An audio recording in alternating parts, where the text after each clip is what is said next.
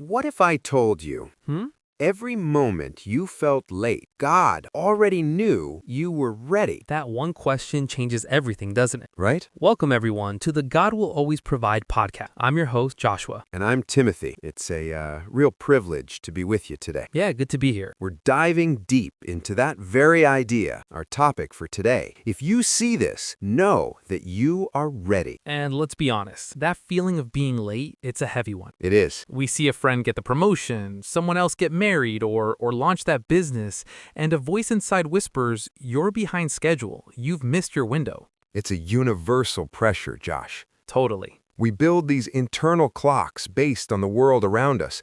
But here's the truth we're unpacking today. Okay. God doesn't operate on our clock. He owns the clock. He is the master of timing. That's the foundation right there. Yeah, Too often we think readiness is a feeling we have to achieve. right. But readiness in God's kingdom is a position He places us in, and the Bible is it's filled with stories that prove this. Let's talk about David.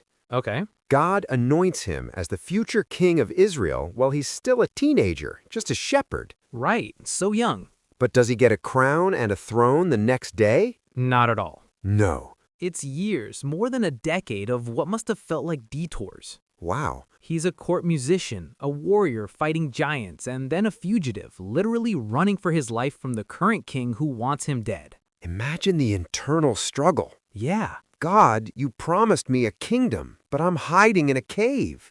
You promised me a throne, but I'm dodging spears. From his perspective, the promise must have seemed so distant, so late. But from God's perspective, it was all perfectly on schedule. Right. He wasn't just waiting for the throne to be empty. No. He was forging a king. In the wilderness, David learned to lead, to trust God for his daily bread, to have a heart of worship under pressure.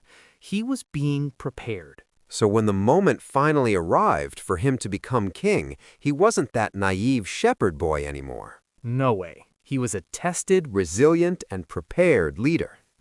God's timing wasn't about the clock, it was about the character. and it's the same pattern with Joseph. Yes. He receives these grand dreams of his family bowing down to him. What happens next? Oh boy. He's betrayed, thrown in a pit, sold into slavery, and then falsely accused and thrown into prison. It's the complete opposite of the dream. Totally. Every step seems like a step away from the promise. It's a masterclass in delayed gratification. Exactly. But look at what he was learning along the way. Okay. In Potiphar's house, he learns administration and management. In prison, he learns to use his spiritual gifts under pressure and demonstrates integrity. Each delay was actually a vital course in the curriculum for his destiny. That's such a powerful reframe, right? What we call a delay, God calls a development. Yeah, What we see as a setback, God sees as a set up for what's to come. I call it God's training room. Ooh, I like that. We think we're in the waiting room, just sitting around, tapping our feet, wondering when our number will be called.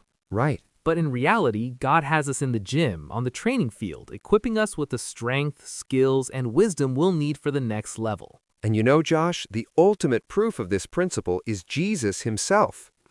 Yes. Galatians 4 verse 4 is one of the most profound statements on divine timing. It is. It says, "But when the set time had fully come, God sent his Son."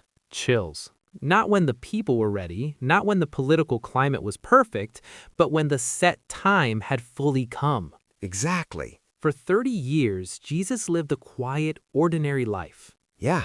In our 21st century mindset, that's 30 years of wasted potential. But it wasn't wasted. It was incubation. It was fulfillment of prophecy. Right. It was the perfect, unblemished, sovereign plan of God unfolding exactly as intended. Wow. If God orchestrated the timing for the redemption of all humanity with that level of precision, can we not trust him with the timeline for our career, our family, or our calling? That's the peace that surpasses all understanding. It is. The anxiety we feel about being late is a symptom of comparing our unique, God-written story to someone else's or to, a fictional timeline we've created. It's a spiritual discipline to lay down our own stopwatch. Yeah. The prophet Habakkuk was told, "For the vision is yet for an appointed time. Though it tarries, wait for it, because it will surely come, it will not tarry." It will not be late. No. From our limited, earthly view, it may feel slow. Right. But from God's eternal, all-knowing view, it is right on time. This changes our entire definition of what it means to be ready. It really does. Being ready isn't about feeling 100% confident, having zero fear, or knowing all the answers. No. Being ready means you are where God has you right now, learning what He is teaching you. Okay. Your readiness is determined by His positioning, not your perception. I remember a season in my life where I felt so ready for a new chapter, a bigger ministry role. I prayed, I fasted, I tried to kick doors open, and all I heard was silence. All I felt was frustration. Wow. It felt like God had forgotten me. The waiting room. Totally. And I was not a patient person in that room. Sure. But during that time, a friend was going through a major crisis, and I had to put all my ambitions on the back burner to just walk with him through it. So the training came in an unexpected form. Completely unexpected. When a new opportunity did eventually open up a year later, it was a role that required deep pastoral care and empathy. Wow. The very things God had just spent a year teaching me in the trenches of a friend's pain. So I thought I was ready before, but God knew I wasn't. He made me ready. That's it right there. So for every person listening who feels stuck, who feels that the vision God gave them is fading, hear this. Yes. You are not late, you are not behind, and you will not fail in God's plan. You are in a season of divine preparation. Stop doubting and stop hesitating. The fact that you're even listening to this, that this topic resonates in your spirit, is a confirmation. God is speaking to you. That's good. He plants the dream long before he builds a stage. Right. Your job is to be faithful in the practice room. Well said. Embrace this time. Don't wish it away. Yeah. Whether you're learning a new skill, developing patience, or building character through a trial, none of it is wasted. When God's appointed time arrives, everything will click into place, and you'll see how every past event has prepared you for that very moment. Your moment is now. Your moment of preparation. Yes, God knows you are ready for this stage of the journey. Trust His process. Trust His timing. As we close out today, we want to leave you with a question to carry into your week. Here it is. What is that one thing you've been putting off because you feel unready? And how can you reframe it this week, not as a delay, but as your set time to actively prepare for action?